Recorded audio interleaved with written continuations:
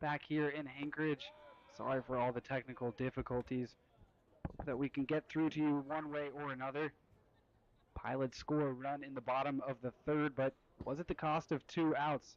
Hankins and Cusey able to turn two, but with a runner on third and Hefner, he's able to come home, but the Bucs will take it in return for 2 outs, and now Barajas falls behind 0-2. Here comes the 0-2. Just missing upstairs. Just a little recap of this inning. It was a double by Hefner to left to get things started. Almost a great play by Knowles out there, and then a single from Marks. And then that double play as this one's hit high, and another chance for Knowles, and he gets it. So the Bucs able to retire the side, but not before the Pilots plate one. The lead is now just the single run for the Bucs after 3 innings.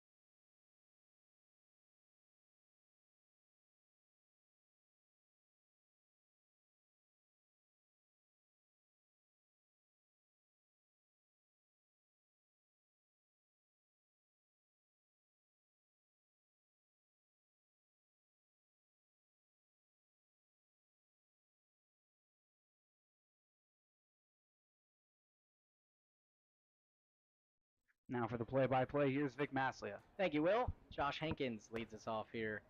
Takes a called strike. On the hill still is Colin Hunter. 6'1", 190, Sacramento State. He's pitched against the Bucs before. And a ground ball out to short. Luke Hefner has it. And the peg to first is in time. One down here. Quick out. Yep, and Hefner pretty sure handed over there at shortstop. Easy play for him that time.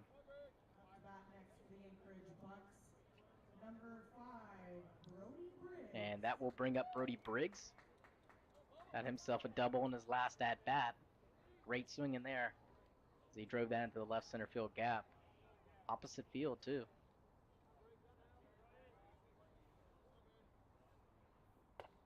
Check swing. Doesn't matter. It's a called strike either way.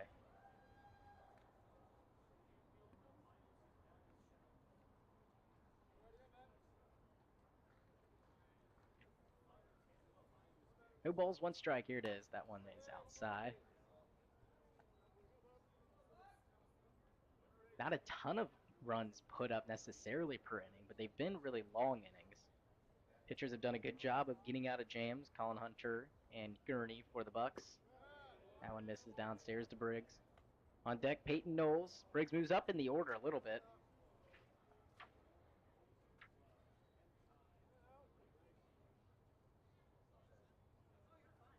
The 2-1 pitch. A ground ball. That one is through. Laying out for it was Troy Sanders, but just out of his reach, and another base hit for Briggs. A good day. Yeah, good day, 2 for 2 so far, and saying, thanks for moving me up. I'll show you why it's the right decision. So that'll bring up Peyton Knowles.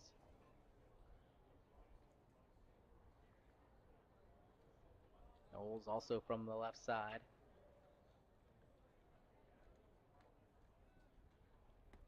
That one's in the dirt and gets away. Briggs has a good read on it, and he takes a big turn around the second where he'll hold up, and he moves up 90 feet into scoring position with nobody, or with one out, excuse me. We've seen a ton of pitches in the dirt from Hunter, and Ross has done a good job on some of them, but if you're Hunter, you can only ask him for so much. A breaking ball he likes to throw in the dirt a good bit. Sometimes the Bucs get the best of it. 1-0, fouled back.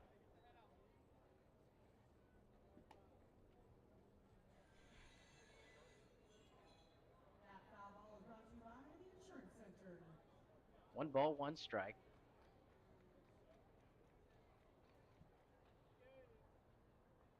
Over there at second, Brody Briggs. Hunter gives him a look and now delivers just a bit outside. Cade Lacey on deck. Hefner holding on Briggs over there, so a big hole between second, or short and third. Just one down here. 3-2 lead for the Bucs, and that one's outside. Hitters count.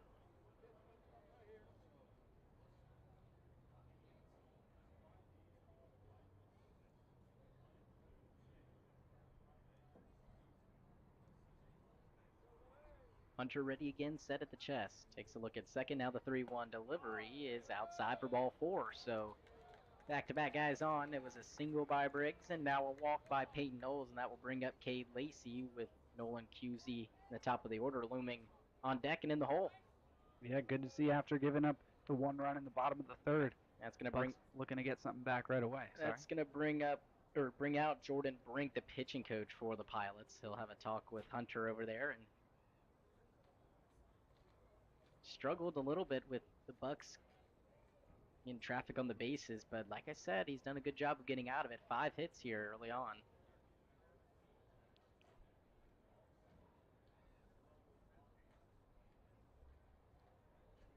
Now the umpire will make his way out there. A long visit for Coach Brink, but he makes his way back to the dugout, and that will bring up Cade Lacey.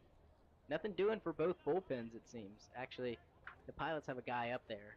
Not sure if he's warming up, but Bucs are sticking with Gurnie. He's given up just 2 runs through 3 innings. A really quick second, and struggles a little bit through the first and the third inning. Bucs trying to pad the lead a little bit more here. 2 on, 1 out. Pitch, fouled back.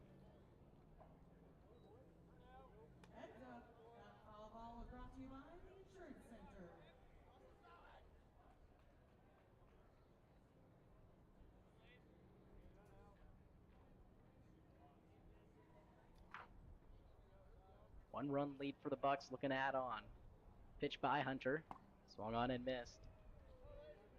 Like we mentioned, Lacey's been a sec since he's been back in the lineup, so it's good to have him over there, even though he's just DHing. He's played third mostly this season for the Bucs. Down 0-2. Pitch is fouled away. Good job making contact for Lacey, give himself another chance. Long road stint starting today for the Bucs, of course, at their home field. But they will be traveling to Matsu, and then a long series versus the Oilers. So that one's outside.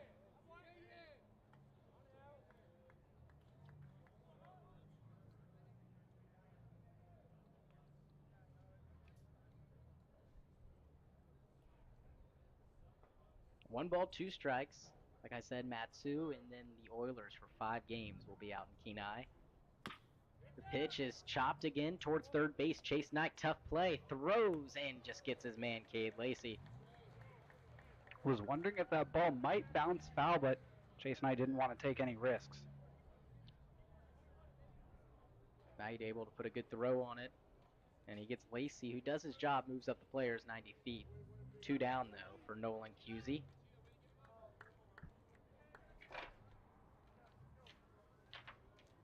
And QZ on the season, or excuse me, not on the season, but in yesterday's game, he did play, 0 for 2, had a walk and a strikeout.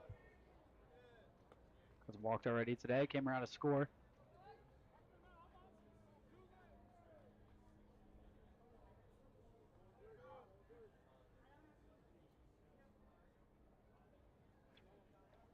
Usually standing at 6-1 out of Johnson U out in Tennessee. 0-1 misses.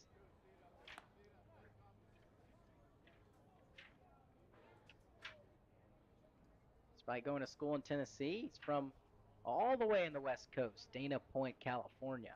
So going all over the country, it seems, this year between Johnson U and his hometown in Cali, and then now all the way up here in Alaska. Next time he finds himself probably in the Northeast, maybe New York. 2 balls, 1 strike. 2 runners in scoring position now. Briggs at third, Knowles at second. The pitch just misses. Now another hitter's count.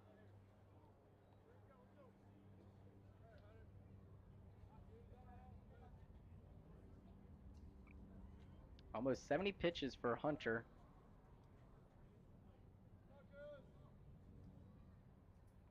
Here in just the 4th inning. That one floats upstairs, and it's ball 4 for Nolan Cusey. Bases loaded for the top of the order. It's Zane Kelly coming up. Second walk so far for Cusey. Kelly hitless so far, but we know that's a bat that doesn't stay hitless very long. Kelly got a lot of pop. First home run for the Bucs was his home run out in Matsu. That was one heck of a shot. Pulled that one down the right field line. A no-doubter. So now Hunter delivers and a ground ball foul.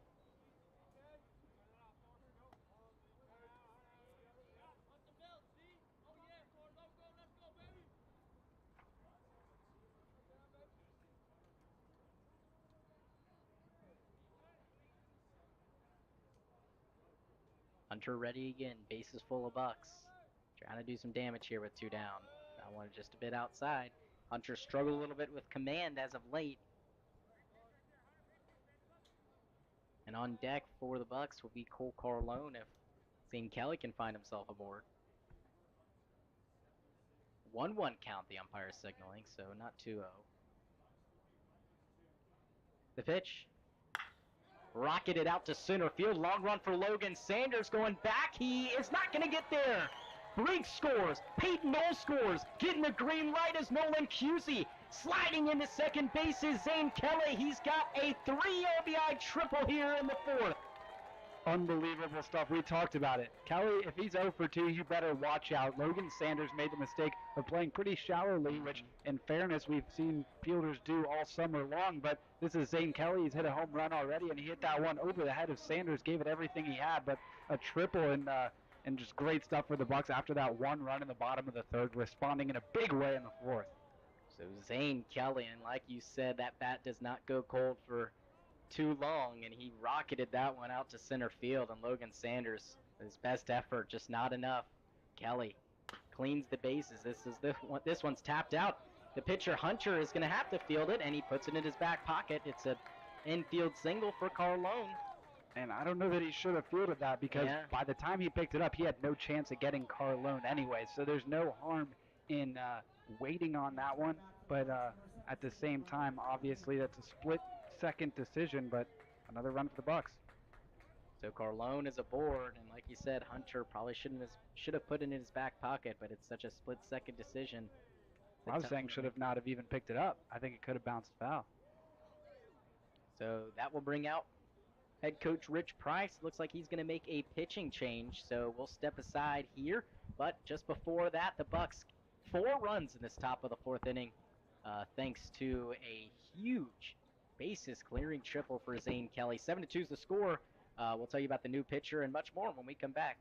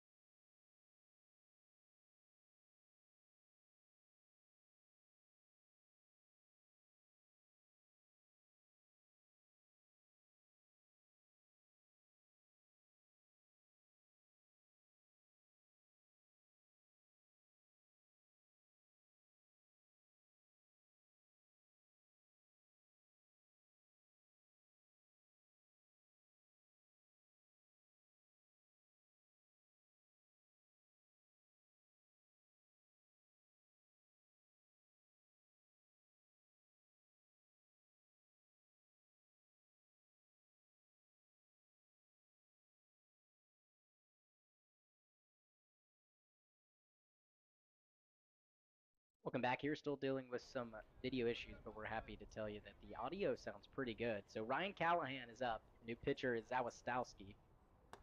And check swing, but Callahan held up. Sorry, Zawistowski is in. Back Zawistowski. Out of Chaminade, Mission Viejo, California. So another Cali kid. The lefty on. Has to deal with Carlone at first and Callahan at the dish. And there goes Carlone, and they're going to throw to first, and now Dodge throws to second. That one gets away. Carlone gets up. He's going to head into third base, and he'll slide in there safely. And another play where Carlone reads it super well, and he's just disrupting this infield for the Pilots, it seems. It's deja vu all over again. Second time today that Carlone has left first base a little bit prematurely, and each time they've thrown behind him to Dodge, and Dodge has been unable to make the throw over to second, but not sure what's going on here. The umpire's having a talk with Zawistowski. I'm not sure either. I looked down for a second. Yeah, I see that talk over there. So is he saying a substance? I don't know if it's a substance, or maybe if there was a substance, I feel like they'd be out there checking his arm, and maybe he's got a bracelet He's rubbing on. something.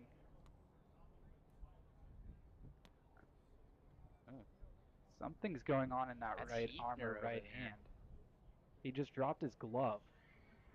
I think it might be his bracelets, which, in all honesty, I don't really see the problem with if it's that.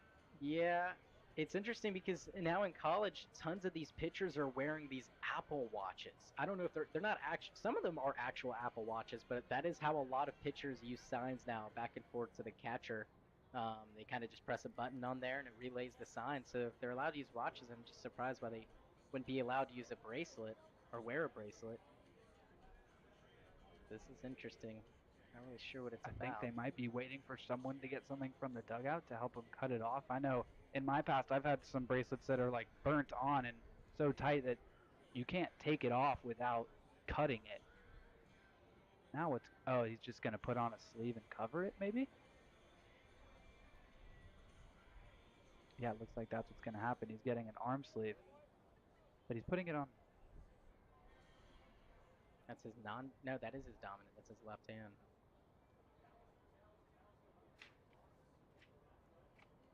Obviously, not like the MLB where we've got a speaker system with the umpires, so unfortunately, we're just going to have to speculate. But he's a lefty. Oh, he put it on both. Yeah, he put it on both. Man, you know what I was wondering is I can really, obviously we can't really see well up here. I was wondering if he had some sort of like tattoo that was distracting. I remember the Braves used to make Peter Moylan wear sleeves back in the days. He was not allowed to show off his tattoos. I don't know if that could be distracting at all. I've never heard of that. I don't know if that's the case, but maybe a reason why they're on both arms. 1-0 to Callahan. That one's inside. I know you gave me a funny look, but that's how it used to be with the Braves at least, and I think a bunch of organizations used to do that.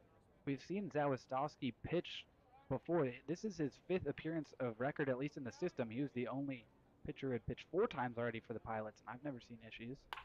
2-0, ground ball up the middle. Luke Hefner is there, and that will be out number 3. But a huge inning for the Bucs. 4 runs come across, and the biggest hit had to have been that bases-clearing triple from Zane Kelly, who makes it a 7-2 ball game. The Bucs lead as we head to the bottom half of the 4th inning.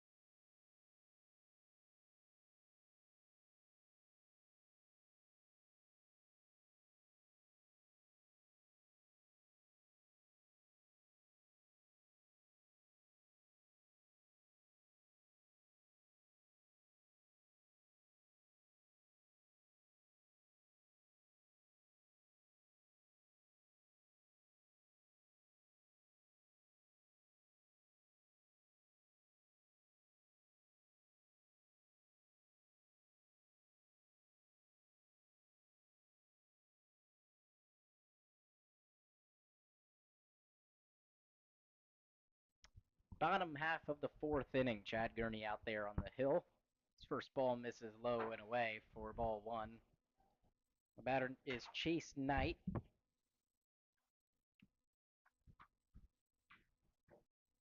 And the second one from Gurney is in there called strike. So, and an arm has started to warm up in the bullpen for the Bucs. First arm we've seen. Try to let you know who it is shortly. A check swing. And I guess no appeal down. That looked really close, and now they will appeal and say he didn't go.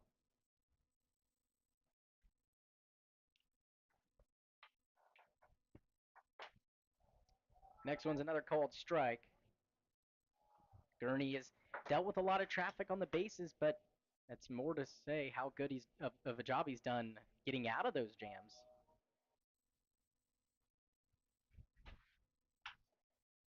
And a ground ball out to Cusey. Tough play, crossbody throw, and it's not in time.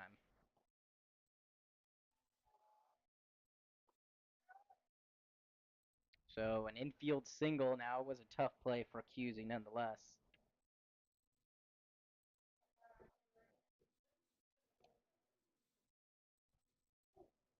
So Jack Dorn now up.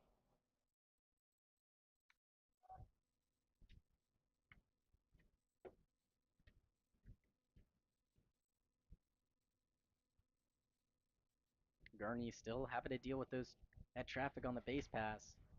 Just unfortunate.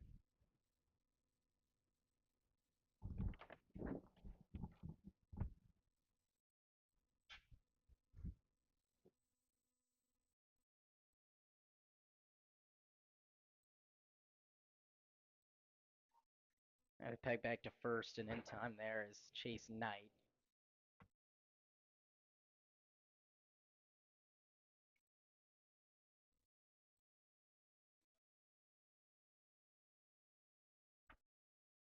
Next one from Gurney misses outside. After Dorn, it will be Dodge and then Sanders, barring a double play and an out from Dodge.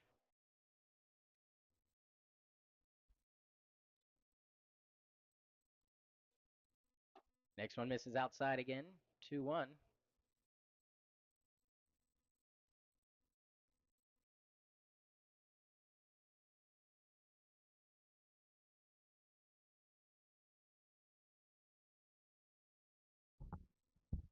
Two one and a swing and a miss there. 2 balls, 2 strikes. Or 3 balls, 2 strikes.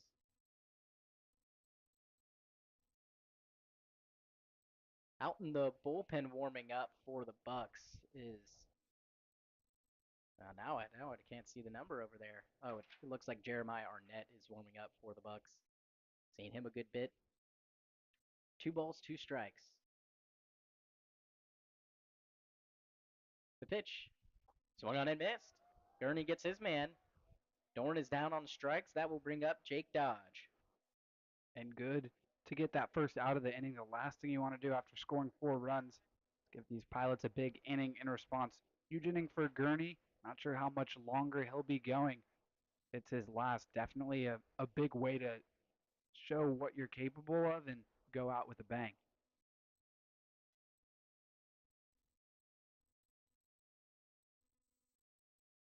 First pitch to Dodge. That one misses downstairs. Still trying to work on the video stuff and might start a new stream again.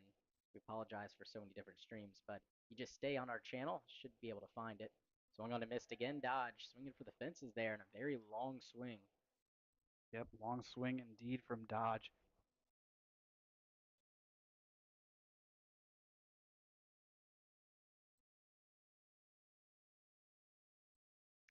Throw back to first, and in there safely is Chase Knight. And talking about that long swing, at least in the system, no home runs so far for the Pilots. No triples either. Just 3 doubles? Hard to believe. Ground ball foul. That was towards Carlone over there at first base. So 2 strikes. Big shift on, well, not just because double play depth, but Dorn is a very pull side hitter. See, Callahan is way off the line over there at third base. QZ not super far in the hole, which is interesting. 1-2. Ground ball right to QZ. That's probably why. He goes to second for one onto first, and not in time. Yeah, wasn't sure if he was going to go straight to first because it was a pretty close play at second, but able to get the lead runner in Chase Knight, so ended up being the right decision from QZ. Yeah, definitely the right decision. Even with 2 down, Chase Knight over at second in scoring position is a huge threat. He's got some wheels, so rather have Dodge, more of a slower first baseman, and he's at first base, obviously, with the fielder's choice. So much better to have him over there with 2 outs than a runner in scoring position. And Chase Knight with 2 outs. The first one is a called strike to Logan Sanders. Sanders roaming around in center field. Try to track down that triple from Zane Kelly and just couldn't. That one sure was hit hard. Ground ball out to short. Hankins charges, fields, throws, and the Bucs are out of the bottom half of the 4th inning. So Gurnie gets around that leadoff base runner. So we head to the top half of the 5th inning. Still a 7-2 score here at Mulcahy Stadium.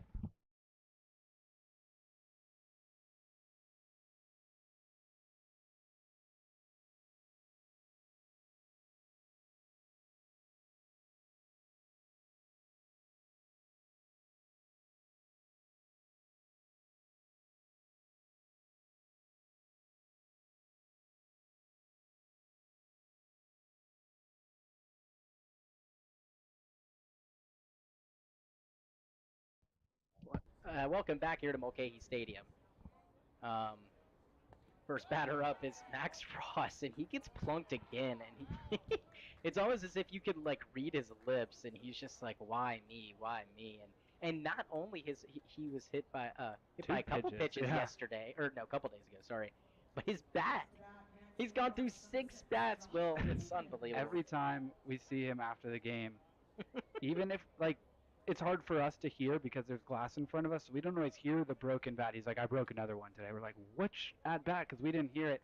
And I think he said second on the team was like 3, so he's just running away with the broken bat lead. And it's funny because, you know, he keeps saying like how bad he feels taking the bats from the coaches room where they store all the bats. I'm like, well, what else are you gonna do? You just not your fault. He's like, well, it kind of is if I'm not barreling it up. I'm like, one of them you got a hit on. If you got a hit, you have no reason to apologize. And the thing about it is, it doesn't sound like they're huge breaks. I mean, they're not in half. We would obviously notice that. You can't see it. So they're miniature breaks, and it's a shame because I would think that we would be able to hear most of the bat cracks. So they have to be very minuscule. As that one gets away from Barras, he doesn't know where it is. And now taking a huge turn at second is Max Ross, and if he had his head up, maybe he could have recognized, but Barajas got to it just in time. So I think it would have been tough for Ross to take 2 on that play. Nobody out. I don't think it's worth pushing the envelope over at third. You know, they always say don't make the first out, don't make the third out at third. The time to go would be with 1 out. And I think smart play from Ross there, especially if Zawistowski's struggling with his command. You know, don't give him an out. That one gets away again. Ross is going to head to third base, and he is in there no problem. And what is going on with these throws to second, Will? They're having all kinds of problems. It's Zawistowski now. Jake Dodge has struggled a couple of times. And a play like that, you know you're having problems. There's no reason to make that play.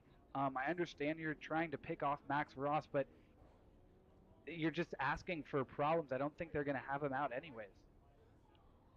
So the Pilots just kicking themselves in the foot here as Hankins fouls that one back. 1 ball, 2 strikes. And over there for Ross, he's been hitting it really well lately. So I guess, 6 broken bats, it sucks. But at least you're, getting on base. You're playing well in the field. You're hitting the bat good. You're seeing the ball good.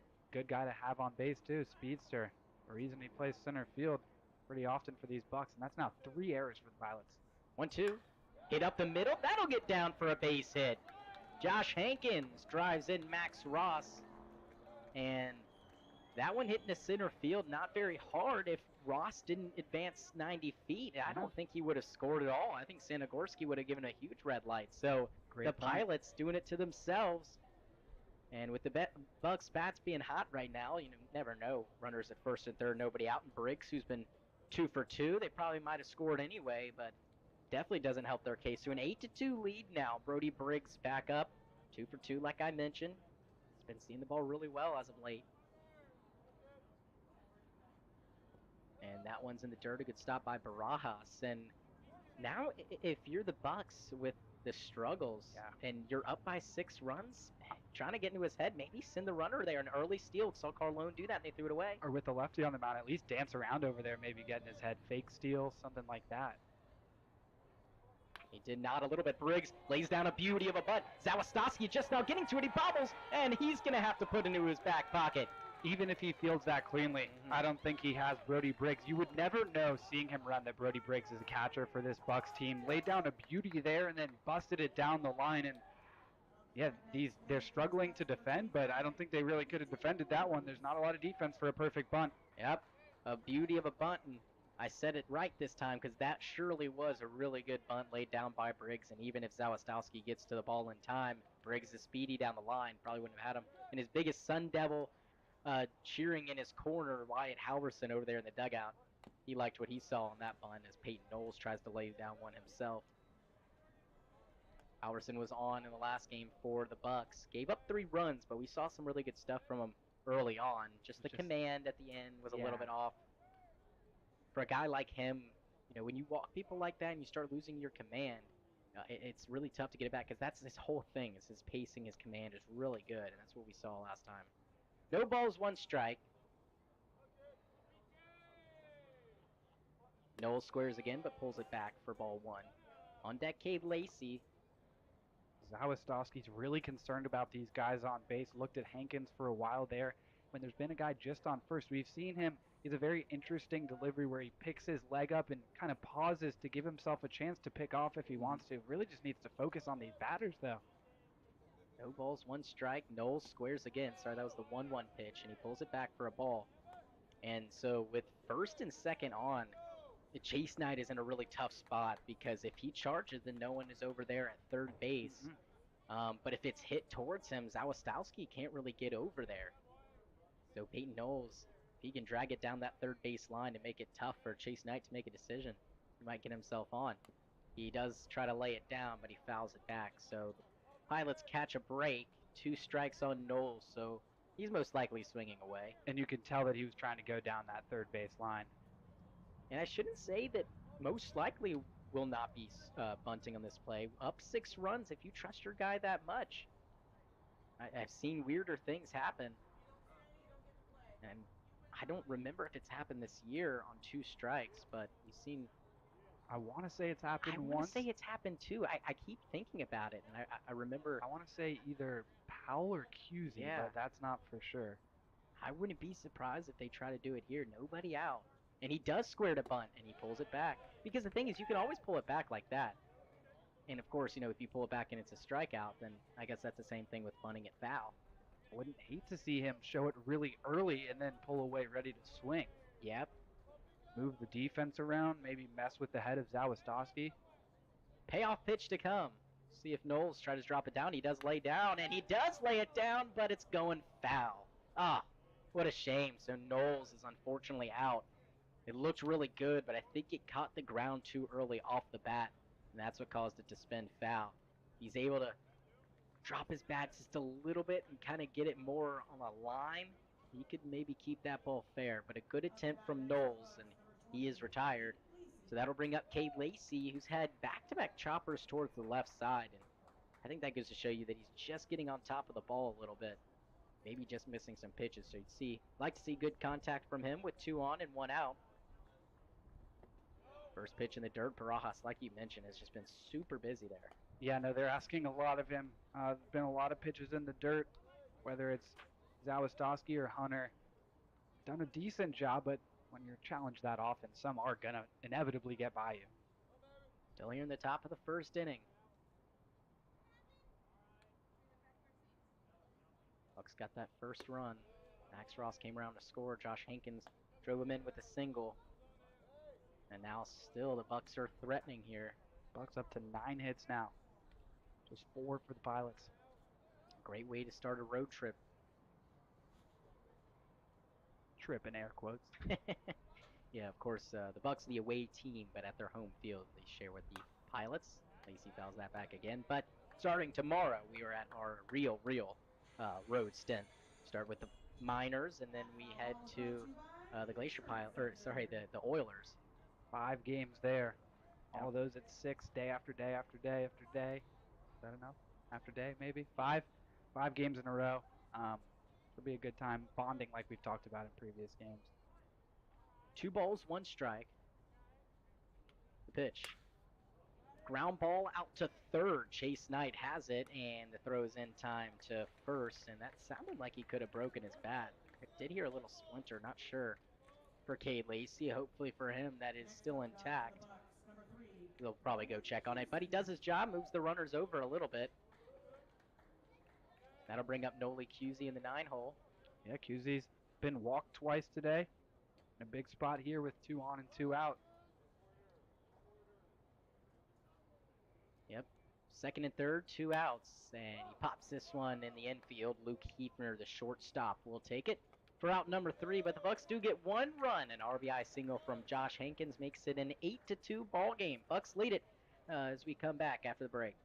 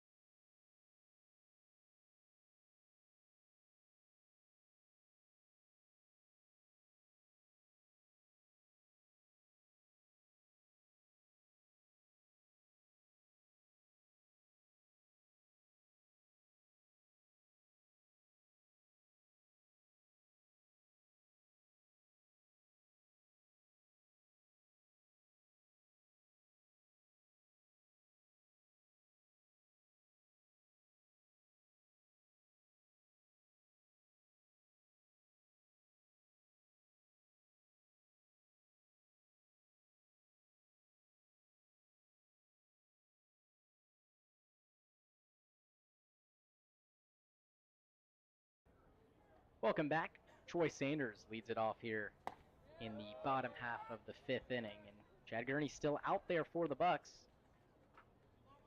Yeah, wasn't sure if he'd see the 5th inning, but here he is. Next one, Tua misses down and away.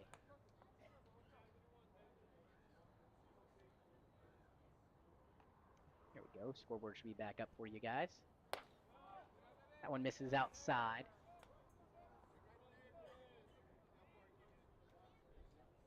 Still Jeremiah Arnett warming up in the bullpen for the Bucs. This one skied into right field. Long run for Zane Kelly, but he is there as that one hangs up for him for out number 1. Yeah, pretty loud off the bat, but in the end, Kelly getting there with room to spare. So that'll bring up Luke Hefner. Number 18, Luke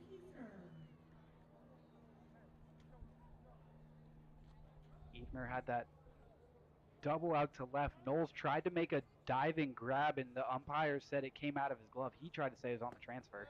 Big swing and a miss there. Gurney starts him off, and into the bottom half of the 5th inning, just 2 runs. He's looked really good the past couple frames. 1 run given up in the 1st and in the 3rd. So the way it's been going, technically he should be giving up 1 run here, but we're hoping for the best for him. Yeah, don't say that. Reverse psychology, of course. That Ooh. one's outside. The purposeful announcer jinx, did that work? Nah. Never heard of that yet. Next one to Hefner, misses outside. 3 balls, 1 strike.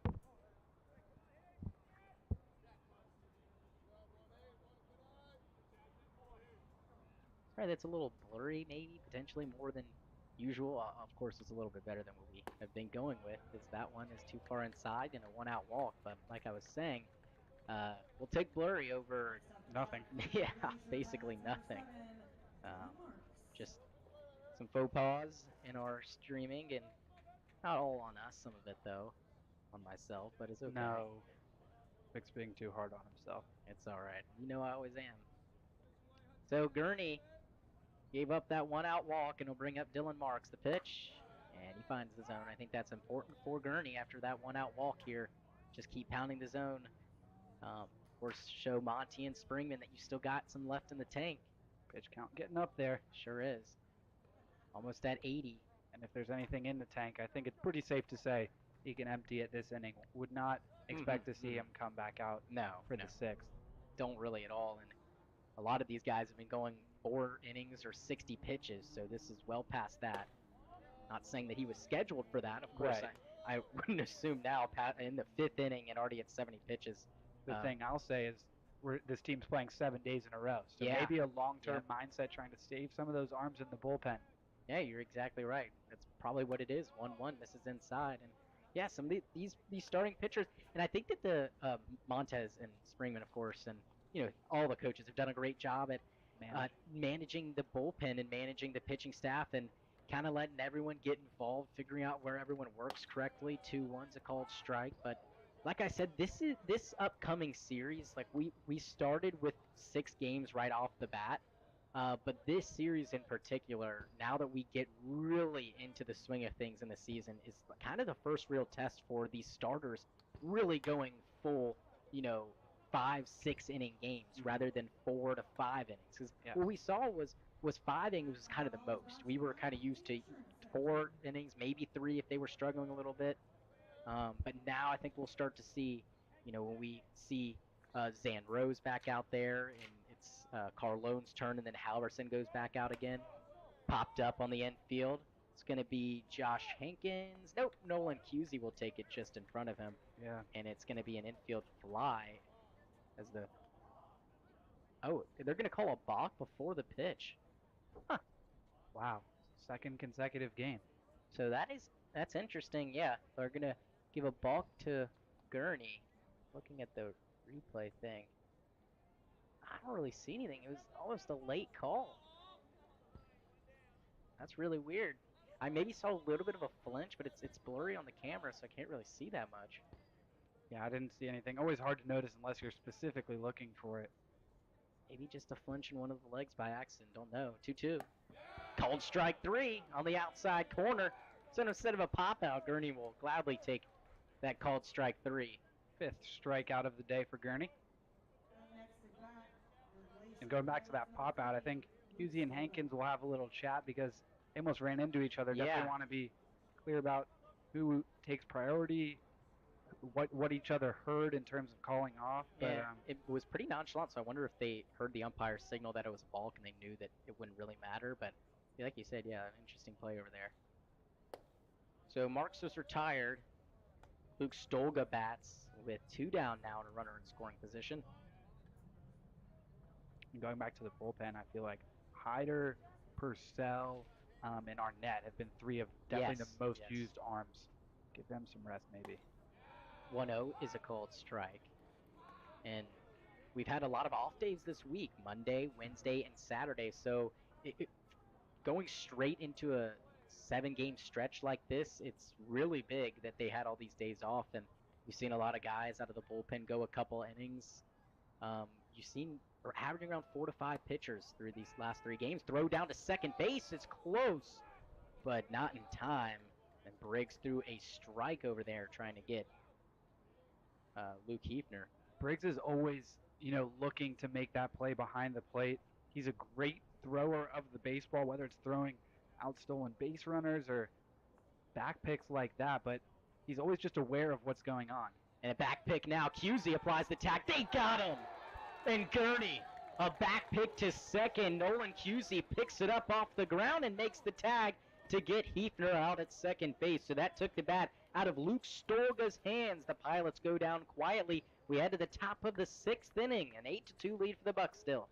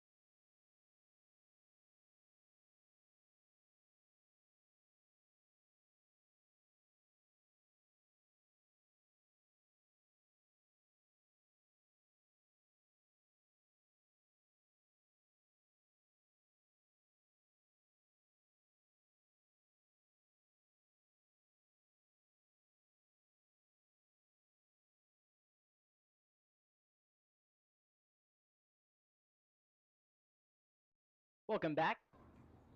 Top half of the 6th inning here. Back to the top of the order we go. Zane Kelly, who just a couple of innings ago had a bases clearing triple, and that was a rocket off of his bat. Yeah, and back when this game was much closer than it is now, so a huge play in this one. First 1-2 and misses low and away.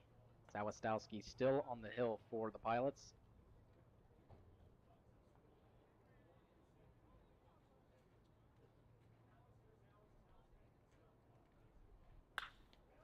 Line drive, base hit into right field.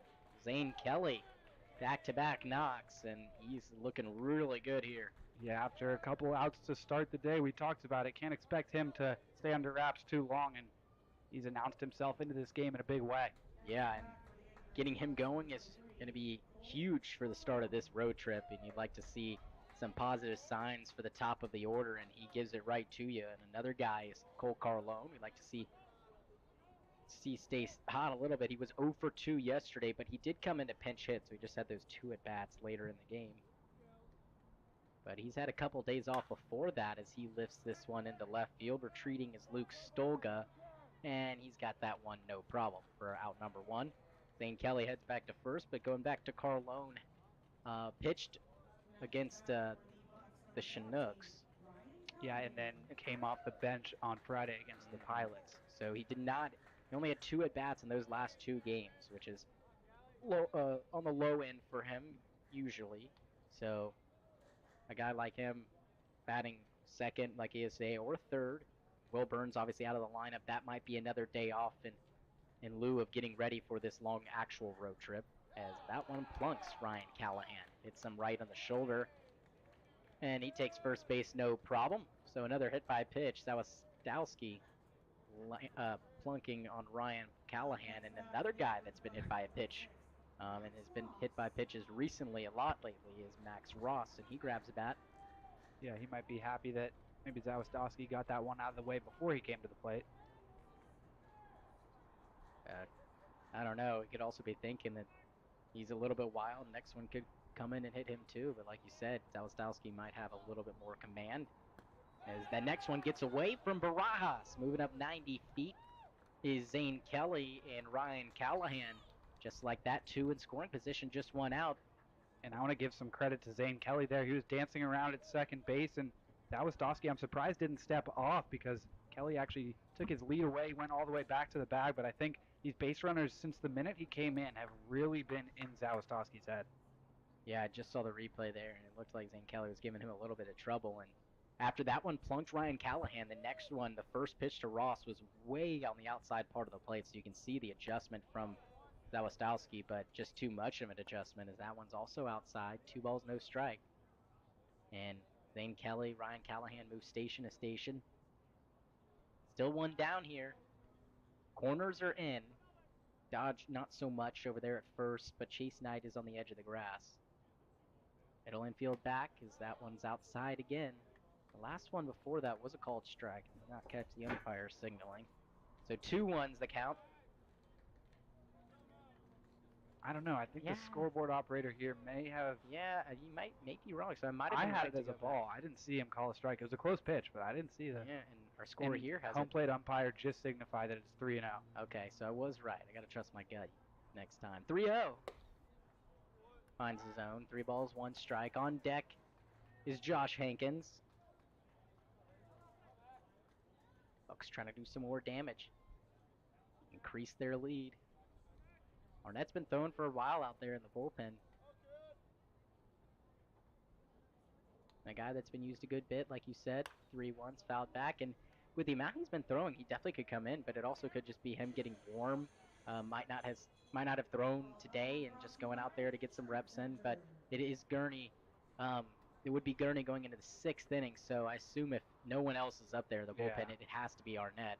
But he has been warming up for a good bit, and that just may go to show you that Gurnie defied expectations, has had some trouble in the 1st and 3rd innings. Now a ground ball out to Hefner at short. He boots it, gets it, throws, but it is in time.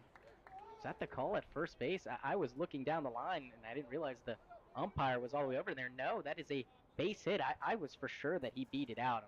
I apologize. Since we're dealing with the trio, and I don't know why this hasn't happened more times, but I was eyeing down the first base line for the umpire, and I didn't realize he was over there behind second base. So you don't see that a lot. I would think that first base umpire is always over there behind first base. Ross will take the RBI though. So that was.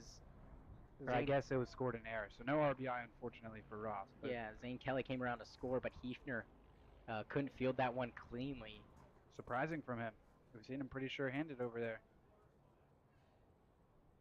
So 1 ball, no strikes. The batter is Hankins.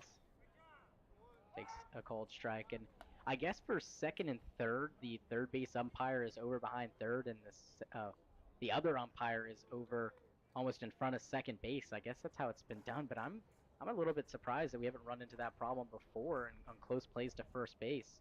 I just totally couldn't find the umpire over there. 1-1 is outside, and of course with the quartet, which we've only seen 1 game, that wouldn't be an issue.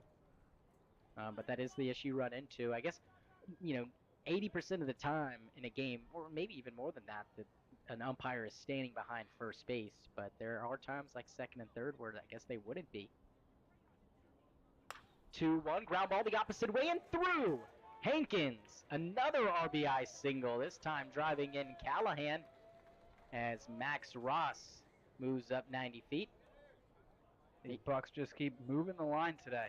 Great work up and down the lineup. And guys doing their job. We've seen a lot of ground ball, like Kate Lacey is 0 for 3, but he's had a lot of good chop plays, balls hit pretty softly that have allowed runners to move up amongst many other guys that have in the lineup. Not necessarily getting the ball to the outfield or getting a base hit, but are doing a job either getting themselves on or moving guys around. And yeah, the line just keeps moving for this Bucs offense and scoring a lot of runs. Double steal now. Barajas goes to 3rd, but he is too late. Oh, never mind. And Ross is going to be called out at 3rd. A delayed call from the umpire, and Will, he looked safe by a mile. He must have come off the bag. That's the only thing I could possibly imagine, that he came off the bag with that tag still being applied, because he beat the tag to the base. I am pretty confident of it. Yeah, we're going to look here again, and it was a great jump by Ross and a great throw by Barajas, and like you said, would have to come off the bag or something. Now Springman's going to go talk to him, but you would think if he came off the bag, the umpire would have done the motion saying that he came off the bag. For all we know, he said it to him, but it seemed like he got to 3rd base in time. Yeah, and a lot of times at bang-bang plays like that, not most of the time, but a lot of the time, the base runner gets under the tag. So the throw usually has to beat them. When the throw's at the same time, it usually favors the runner who likely will get under the tag, unless the throw, which this one wasn't, was thrown right in line with the runner sliding into third. This one was a little bit chest level of Chase Knight. Made a good play getting it down, and a good recognition from Barajas, and I think Springman is just having a long conversation out there. Just, what the umpires saw, and Springman's not a guy to get super heated. Seen a little bit more out of him talking to umpires the last few games. There was some calls that he had more than a right to be upset with on Friday, most of which Zane Kelly's alleged interference running down the first base line, but not going to get this call changed. And I could be totally wrong, but Springman did motion to the dugout saying almost to be quiet or not to say anything to the umpire. I don't know if the umpire was complaining that he was hearing it from the dugout too much. Obviously, we heard some moans and groans over there from the Bucs, and maybe Springman didn't seem like he was super mad at the dugout. Obviously, why would you be? Because that was a call that should have gone the other way, and if you're the guys in the dugout, you're expressing that. But Springman trying to save his team from getting in trouble with the home plate umpire or any of the other umpires is now Briggs lines it down the first base line. That's going to be into the corner. Josh Hankin comes around to score, and Briggs with a stand-up RBI double. And how about that for getting called out at third base? Brody Briggs with his second double of the day. Second RBI as well, and they just can't get this guy out. 4 for 4. 4 for 4, and he is swinging the hot bat. Wow. And I did not think that ball would stay in fair territory, but it does. So an RBI double from him, a good job on the day. And now Peyton Knowles is up. And just gets a piece of that one. And bottom third of the order actually looking for its first hit. Cusey hasn't had a ton of chances in the 9-hole as he's been walked twice, but no hits between Knowles, Lacey, and Cusey. They'd love to get in on the fun. So Zawistowski trying to get out of the top of the 6th as he floats that one too high.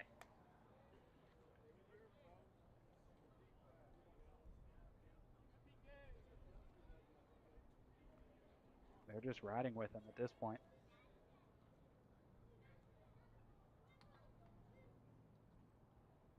The 1-1 now misses outside.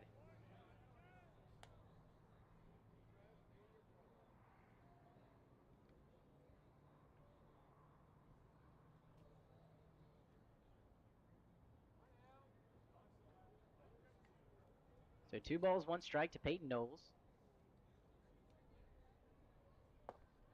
Called strike on the outer half.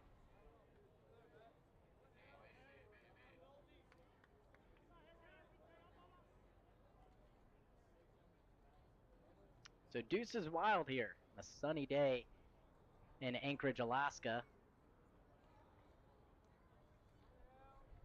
Looking for those Deuce's luck here. 2-2 pitch, and it's in the dirt. So Brody Briggs 3 for 3. Speaking of threes, Caitlin Clark had a double-double today.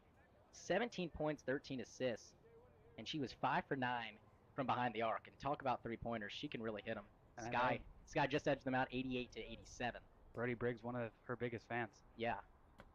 3-2 misses outside. Going back to the WNBA, I know it's a little off topic, but Storm wins 72 to 61. The Mystics win 92 to 84, and our Dream, unfortunately, falling 96 to 75. But going back to Caitlin Clark, not a bad celebrity to be a fan of. I shouldn't say celebrity. I mean, she is a sports star, so not a bad sports athlete to have as your favorite.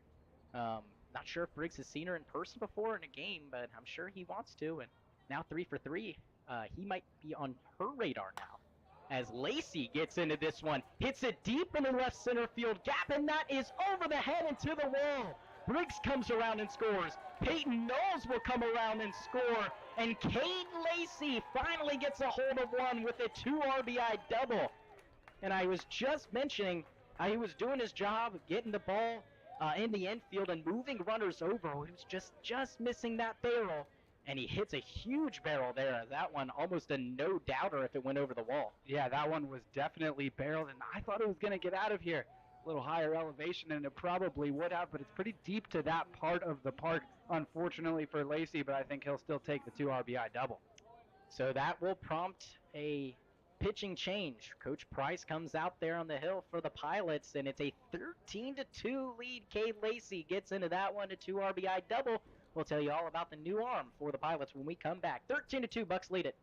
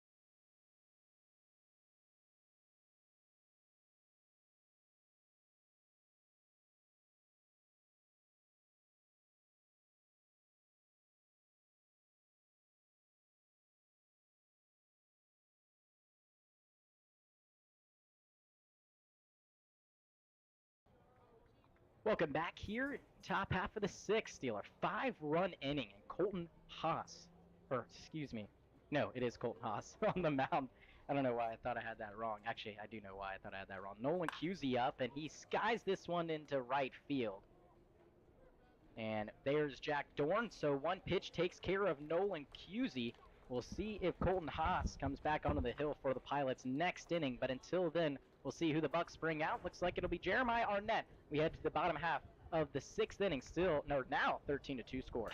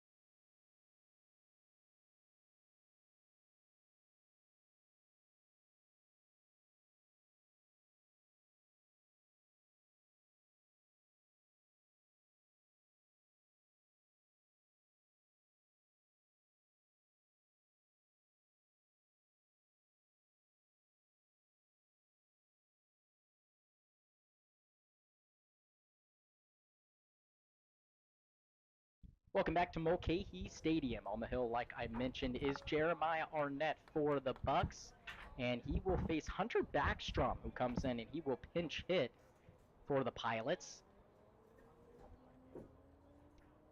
And the first pitch to him is roped and caught. Oh no, dropped by Cusey. Tries to pick it up, and he'll have no play. That would have been a phenomenal grab if he held on. But it looked like he almost overran it and hit his palm. It looked like would have been tough play either way. It should go down as a base hit for the Pilots. So Backstrom reaches after he pinch hit, and now it looks like we have another pinch hitter. It's going to be Evan Chadwick, who had a great game against the Bucs just the other day. He was 3 for 3 and laid down a beauty of a bunt. Drove in 3 RBIs, 2. Runner goes. Briggs, a good throw to second. Cusey applies the tag, and they got him. What a throw by Briggs. And a big smile on his face as he looks towards the dugout. Wow, what a play, and he is on fire today. What I loved most about that play was Cusey was tossing the ball to Hankins for him to throw it around a little bit before the umpire even made the call. He knew he applied the tag in time, and an athletic play by Cusey had to maneuver his body a little bit awkwardly, but was able to get it done. Whew, that one almost hit our booth. Wow, that was close. So I get your concern for the camera placement now, but I think we should be fine, hopefully. So Arnett looks in, the 1-1. Big swing and a miss, and a slow swing from Chadwick. A slow pitch from Arnett. Nice breaking ball that time. Really slowed down his bat. We'll see if he goes right back to it, or he could blow him away if he's expecting off speed. Arnett ahead 1-2 to Chadwick. Here it is. And he does speed him up and gets the called strike. He froze Chadwick. It looked like he was expecting another breaking ball, and just like what I said, and yeah, you expected that breaking ball. There's no time to even realize that you're seeing a fastball, and once you do realize, your bat's still on your shoulder. So a looking strikeout gets Chadwick. That will bring up Chase Knight. So Chadwick takes over for Barajas, and that means that Backstrom takes over for Luke Stolga out in left field. Arnett looking really good out there. Fouled again. And going to that fastball, like you mentioned, when you get a bad swing on that breaking ball, you really have a lot of options at your discretion. You know, you can go back to it or speed him up, like you said, and the hitter's in a pretty tough spot.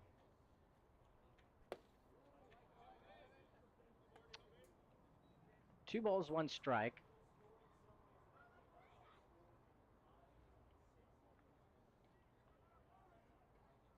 Bottom of the 6th inning here is that's over the head of the shortstop. Josh Hankins down for a base hit. 2-out knock will bring up Jack Dorn. Dorn struck out twice. Arnett would definitely love another one here and send us to the final 3 frames.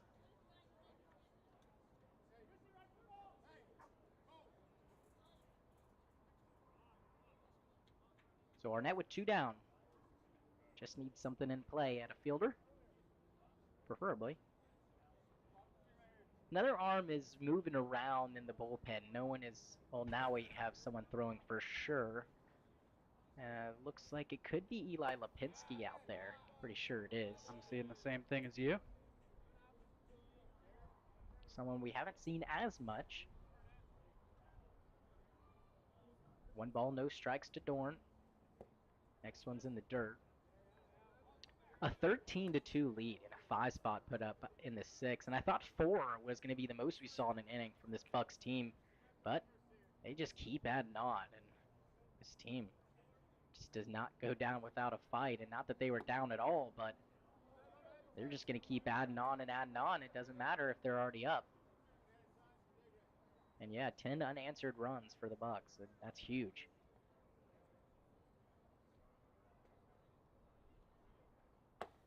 Called strike. What was once a 1-0 game for the Pilots. They took the lead in the bottom half of the 1st inning. Well, my key to the game, Will, was, you know, Bucs got to score early. Got to score in that 1st inning. And they didn't score in the 1st inning, but they did score in the 2nd inning. They've actually scored every inning except for the 1st. 3-1 hit to center field. Drifting back was Max Ross. He came in, and he's going to have to play that one on a hop. And I think either way, not that he was drifting back, but his first step I guess he froze on He that one. froze, yeah, just like he told us he's figured out is the best thing to do here. And I mean, rare would you just come in immediately. Yeah. So if he had taken a step back, would have been even further from it. But still a play he probably will wish he would have had. Yeah, and a tough one to recognize. Like you said, you're just always taught to either freeze or first step is always back. And I think as you get older into playing baseball, you're just taught to freeze now, not necessarily first step is back. But it's such a tough thing, and for Max Ross doing everything right there, and he would have had to do the wrong thing and come in first if you try to make that play, and just unfortunate. But it's a large center field, and now Brendan Shanahan is the pinch hitter for the Pilots. So they're bringing out everyone, it seems like. So he takes over for Jake Dodge. They're just trying to create some sort of offense. They do have 2 on and 2 out. Hey, they're up to 7 hits, but just the 2 runs to show for it so far. The 1 ball, no strikes. The pitch, called strike, and I think the biggest part of the Bucs pitching is not necessarily going out there, and you got 6 straight games, not going out there and expecting to throw zeros on the scoreboard every inning. But the thing is how they deal with traffic on the bases, I think, is the most important part, because they are going to, it's a huge stretch of games, the 1-1 misses outside, but with the huge stretch of games, you're just going to have moments where guys are not throwing their best stuff, and walks and or hits they give up, and I think the biggest part is not harping on those too much, but just making sure that those runs or those guys don't get around to come and score. 2-1. Ground ball out to third. Callahan will take the easy route and step on third base for out number 3. So Arnett gets 2 quick outs and gets 2 guys on, but no problem as he works out of it. We head to the top half of the 7th inning. Bucs bats back out there. 13-2 is the lead as we head to break.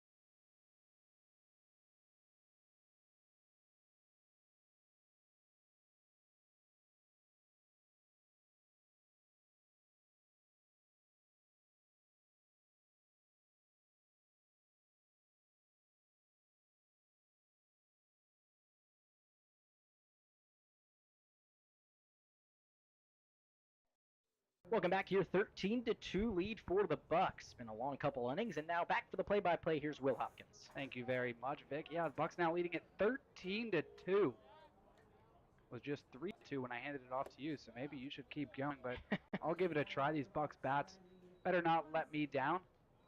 Riley Hunsaker comes in to pinch hit. Yeah, and after Zane's productive day, Hunsaker gets a shot at it.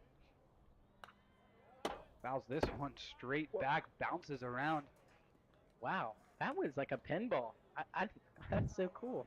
Bounces around right in front of us. It looks like all of those pinch hitters that we saw from the Pilots have come in to play the position they pinch hit for. Shanahan at first, Backstrom over at third, and Chadwick behind the plate as Hunsaker swings and misses at this one. And we'll see if Hunsaker goes out into right field for the bottom of the 7th, taking over for Zane Kelly in that leadoff spot. Watches this one outside. Colton Haas still out there for the Pilots. Haas has pitched against the Bucs twice already this year. Pitched just 2 days ago against the Bucs. Went 2 2/3, 1 run. That was earned. No walks, no strikeouts, and that run ended up being the winning run for the Bucs. And it looks like Marcus Sanders is over there in place for Luke Hefner at shortstop. Oh, yeah, good call. A lot of changes midway through this one for the Pilots as that one's fouled out of play on the left side. And Hunter Backstrom is in left in place for Luke Stolga. so it's Backstrom, Sanders, and Dorn from left to right in the outfield, and then Shanahan at first, Sanders at second, Knight at third, and Sanders at short. So Marcus Sanders and Troy Sanders up the middle on the infield as Hunsaker doing a good job staying alive. Hadn't seen any pitches prior to this coming in as a pinch hitter, and sometimes it can be tough to pick up the ball, but he's doing a good job of staying alive, and the more pitches he sees, you'd think the better chance he has of putting one in play. Oh, definitely. Yeah, keep fouling off till you get something you like. It's going to have to challenge you. Or throw a ball. Yeah, great at-bat or plate appearance now, I guess, from Hunsaker to take that walk. So, yeah, 3 changes I have over here. Oh, yeah, 3 changes I have between Marcus Sanders, Hunter Backstrom, and Evan Chadwick behind home plate. And Brendan Shanahan at first. Oh, exactly. So, yeah, 4. Cole Carlone keeps his spot in the order, which at this point, over the last few batters, I guess is noteworthy. After seeing 3 pinch hitters for the Pilots in the bottom of the 6th. Hunsaker at first, nobody out. Up and away from Haas.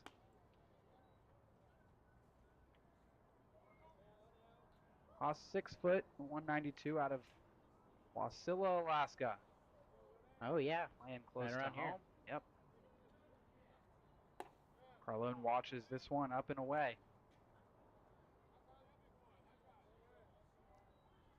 Bucs up 13-2.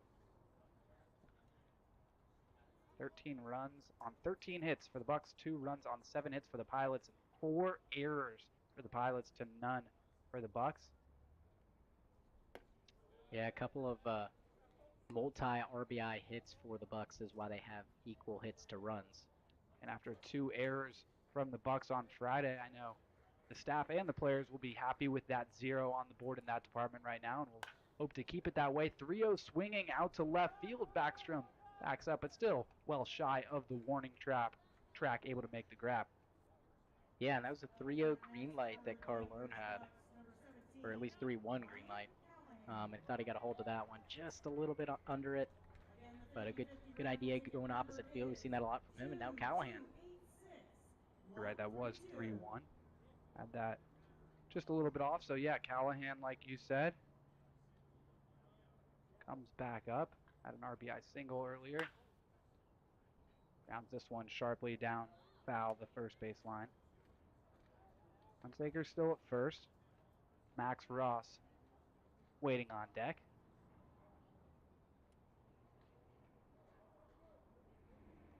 A little pause, wondering if someone needs to retrieve the ball still or what we're waiting on. Yeah, it looked like someone from the Pilots bullpen just had to come out and get that ball. Now we're squared away.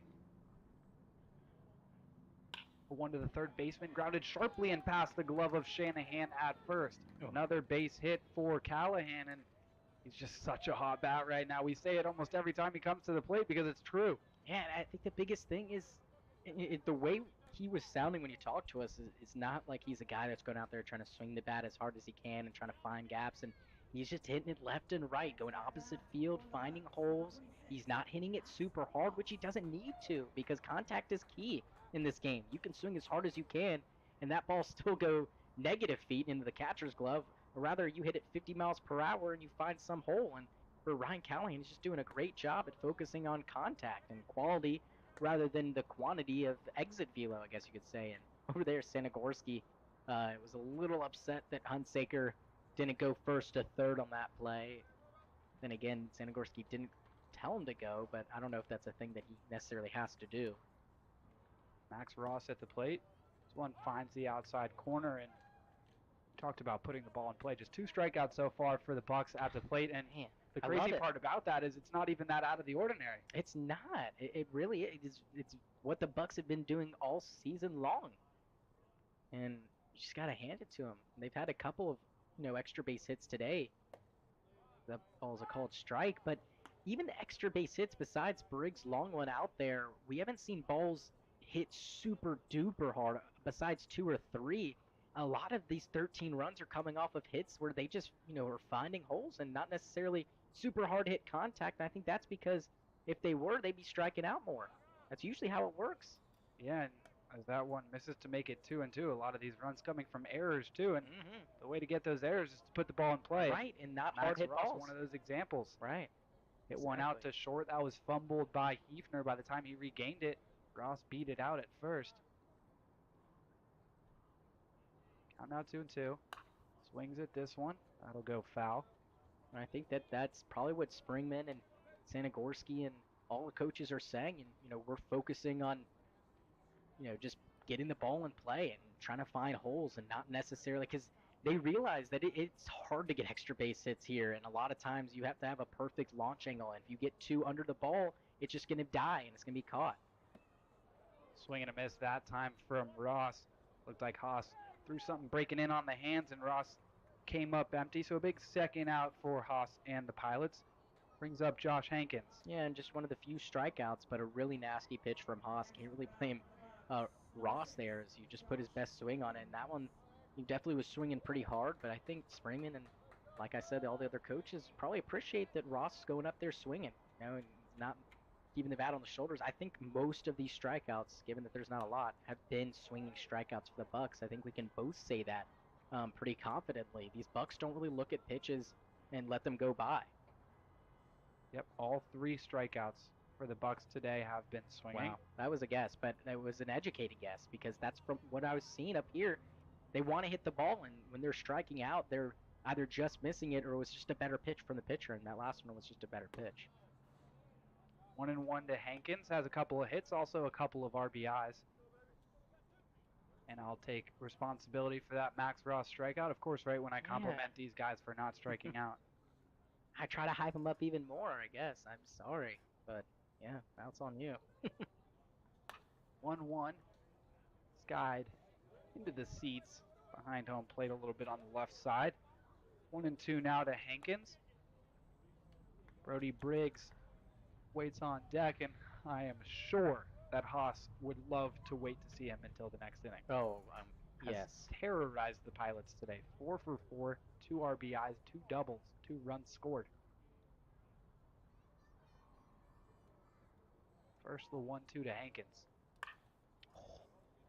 Breaking ball, and decided to swing on it pretty late, knowing that there was 2 strikes and just a bit foul down the first base line. Yeah, Will, not the prettiest swing, and like you mentioned, at the last second kind of threw his bat back out there, but I think that was a better bat on ball than we think up here in the booth. He recognized that it was tailing away from him, and he just missed it down the line over there. Good recognition. 1-2 again. This time hit on the left side. It's going to be in fair territory. Knight will glove it and step on third to end the inning with the fielder's choice. So a scoreless top of the 7th for the Bucs. It's still 13-2 as it's time to stretch.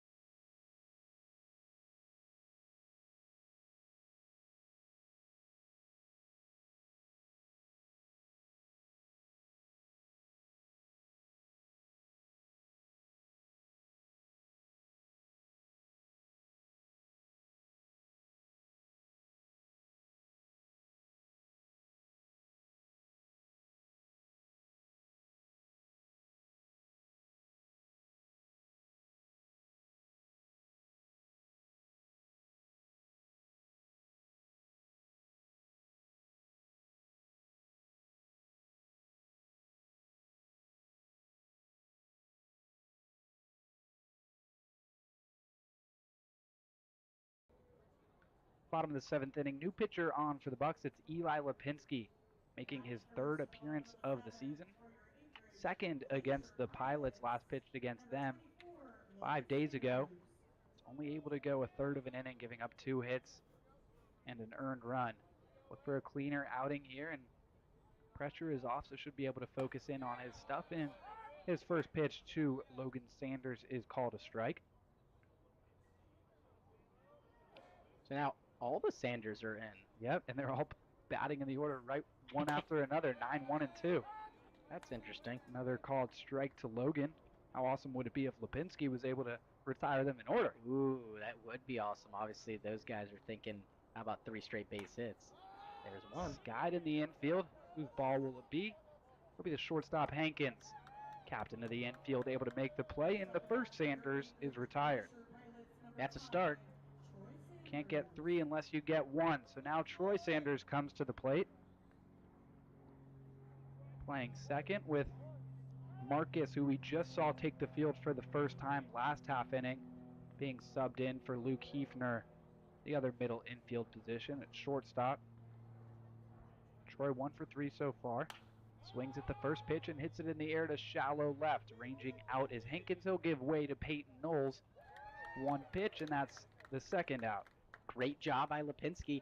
I think if you're a pitcher in this league, you would rather take all pop flies or all flyouts because, you know, the ball's on the ground eventually could find a hole, but here with the altitude and just the way the field plays and how big it is, usually fly balls, especially hit at a certain launch angle, do not favor the batter. So for Lipinski, getting 2 flyouts is perfect and early in the count too. Now Marcus Sanders takes outside.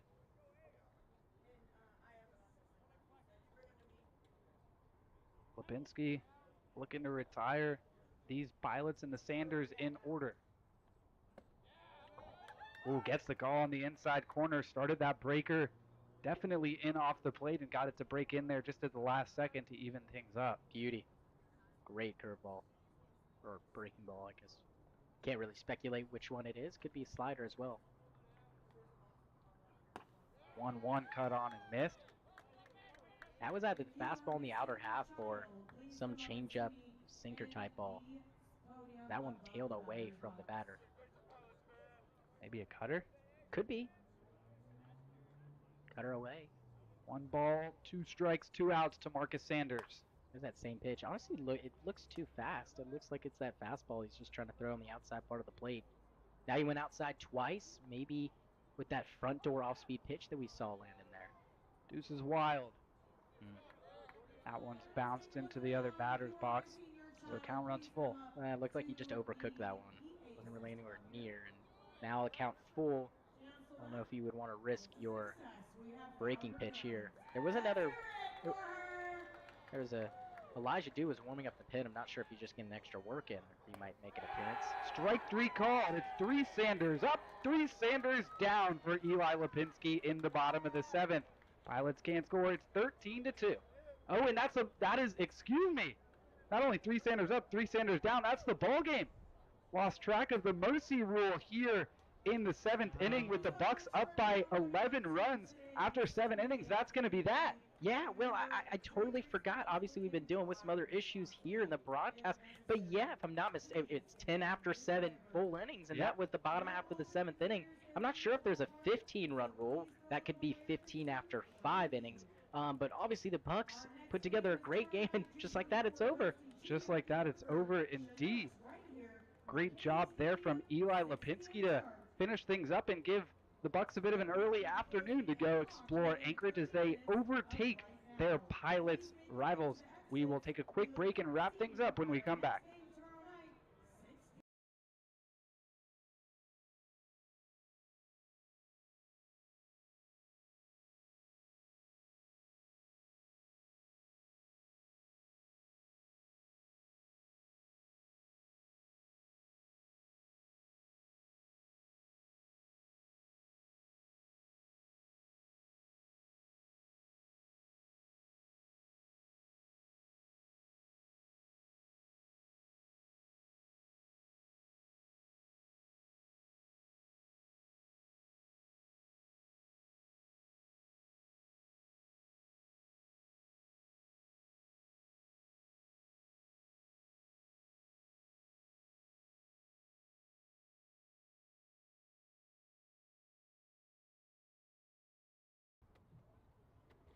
back here at Mulcahy Stadium after a 7-inning win for the Bucs as they dominate the Pilots by a score of 13-2.